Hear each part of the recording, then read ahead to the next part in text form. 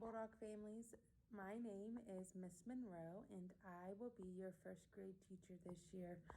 I am so very excited to meet you and to work with you this year.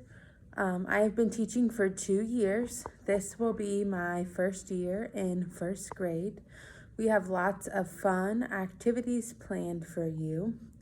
Parents, some information for you. You should have received a welcome letter in the mail. It has some information about me and a seesaw letter. Seesaw is how we will be communicating with you this year. So please make sure you sign up for that as soon as possible.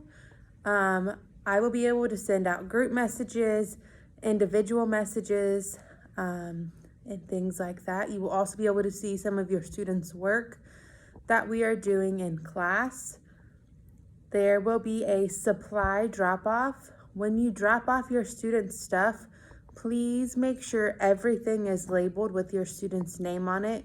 That way we can make sure your student gets all of their supplies, and that way they're the only ones that will be able to use it.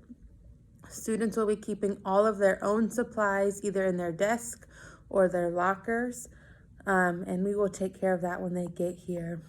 Also, there will be no classroom parties this year, so parents will not be able to come in for those, but we are still going to allow birthday treats. It will need to be something small, that way the students can bring them in when they come to school. I am so excited to meet you guys, and now I will show you our classroom.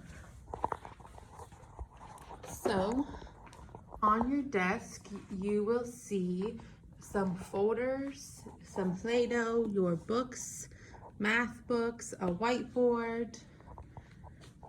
Up in the front of the room is calendar.